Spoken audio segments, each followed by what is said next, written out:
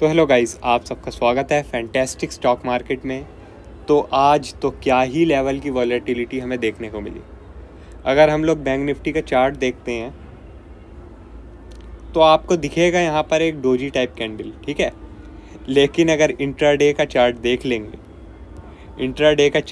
लेंगे तो भाई आपको दो बहुत ही बड़ी बड़ी कैंडलें देखने को मिलेंगी। और इन कैंडलों का अगर हम साइज़ मेजर करेंगे, ठीक है, साइज़ मेजर करें अगर हम इन कैंडल्स का, तो लगभग 500 पॉइंट, मतलब 1% बैंक निफ्टी 1% मूवमेंट के बराबर की एक सिंगल कैंडल, ठीक है। एक सिंगल कैंडल ये 500 पॉइंट की 1% बैंक निफ्टी। उसके बाद क्या होता है, वापस ज़बरदस्त सेल ऑफ और डबल होता है, वो और नीचे तक आता है। तो मतलब कि क्या ही लेवल की आज वॉलेटिलिटी देखने को मिली। लेकिन इस चीज़ में हमने एक जैकपॉट ट्रेड भी बनाई, ठीक है। अब एक जैकपॉट ट्रेड आपकी यहाँ भी बन सकती थी। आप अगर 47,200 के आसपास एक बाइंग का ट्रेड लेते, ठीक है, एक बाइंग का ट्रेड लेते अगर 47,200 के आसपास, तो भी आपकी एक जैकपॉट ट्रेड बन जाती। आप यहाँ पर जो इतनी बड़ी कैंडल बनी थी इसका मोमेंटम कैप्चर कर पाते। लेकिन अगर समझ लो ये मिस कर दिया, कोई बात नहीं, ठीक है, क्योंकि ये मैंने भी मिस कर दिया, ठीक है, ये मैंने भी मिस कर दिया था। आप लोग वैसे ही जानते हैं कि मैं थोड़ा सा सेलिंग की तरफ अपना बायस रखता हूँ, तो इसलिए मैंने भी ये जो इतना बड़ा मोमेंटम था ये मिस कर दिया था, ठीक है। लेकिन क्या हुआ, ये जब कैंडल बन गई तो उसके बाद मैंने गाइडेंस जो ग्रुप है वहाँ अपडेट कर दिया था कि अब असली गेम शुरू होगा और 47,800 का जो लेवल है वो रेजिस्टेंस की तरह काम करेगा। उसके बाद आप देख सकते हैं एग्जैक्ट 47,800 से बैंक निफ्टी ने रेजिस्टेंस लिया और क्या ज़बरदस्त फॉल आया। और उसके बाद क्या है, हमने ये जो लो लगा है इसके आसपास ही अपनी पोजीशन भी बुक कर ली थी। और मैंने बुक करने के लिए आप लोगों को भी बोल दिया था लगभग 10:48 के आसपास, ठीक है, 48 मिनट के आसपास। आप लोग टाइम चेक कर सकते हैं, इसके 10:48 के आसपास ही बैंक निफ्टी अपने लो के आसपास ट्रेड कर रहा था, ठीक है। उसके बाद फिर तो पूरा दिन आप देख ही सकते हैं टोटल साइडवेज रहा, ज़्यादा कुछ रहा नहीं, ठीक है। अब आगे की बात कर लेते हैं कि आगे क्या हो सकता है। तो उसके लिए हम सबसे पहले डेली टाइम फ्रेम लगा लेते हैं। तो देखो, जब तक 47,200 ब्रेक नहीं होता बैंक निफ्टी में बियरिश होने की कोई भी ज़रूरत है नहीं, ठीक है। बैंक निफ्टी में बियरिश होने की बिल्कुल भी ज़रूरत नहीं है जब तक कि 47,200 के नीचे बैंक निफ्टी नहीं ट्रेड करता है, ठीक है। जब तक 47,200 के ऊपर ट्रेड करता है बैंक निफ्टी वापस से 48,000 तक का टारगेट दिखा सकता है आपको।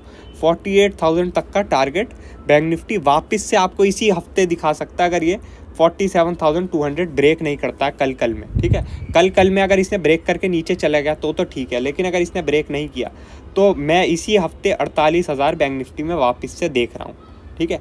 लेकिन अगर समझ लो 47,200 ब्रेक कर दिया बैंक निफ्टी ने, तो आज का लो वापस से टेस्ट हो सकता है और आज के लो के नीचे 46,500 का लेवल हम लोग देख सकते हैं फिर बैंक निफ्टी में, जिसके चांसेस तो मुझे काफ़ी कम लगते हैं, लेकिन तब भी मैंने आपको बता दिया है, ठीक है। अब ज़रा हम निफ्टी की बात कर लेते हैं। तो निफ्टी में भी आज एकदम प्योर डोजी कैंडल बनी है, ठीक है। निफ्टी में भी जो है सेलिंग बाइंग दोनों हुई है आज।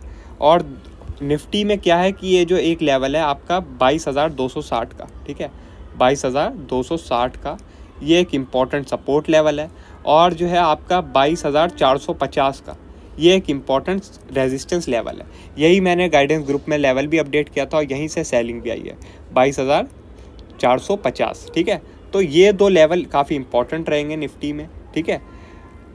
निफ्टी में भी मैं आपको ये बोल देता हूँ कि कल अगर निफ्टी ने 22,260 का लेवल है, 22,260 का लेवल अगर कल ब्रेक नहीं किया निफ्टी ने, तो निफ्टी भी वापस से मुझे ऊपर जाता हुआ लग रहा है। और निफ्टी में मुझे वापस से 22,500 तक के टारगेट दिख रहे हैं वापस से, ठीक है। 22,500 तक के टारगेट अगर निफ्टी ने 22,260 का लेवल कल में पहले 1-1.5 घंटे में ब्रेक नहीं किया, ठीक है। अगर पहले 1-1.5 घंटे में ब्रेक कर दिया और नीचे फिर सस्टेन करने लगा तो भाई निफ्टी भी आपका कमज़ोर हो जाएगा।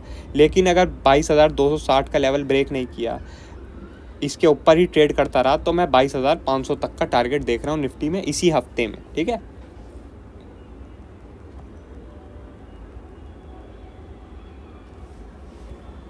विक्स की बात करें तो विक्स तो देखो अभी नीचे गिर रहा है, जैसा कि मैंने आप लोगों से बात करी थी कि मैं विक्स को वापस से ऊपर देख रहा हूँ और 15 तक देख रहा हूँ, ठीक है।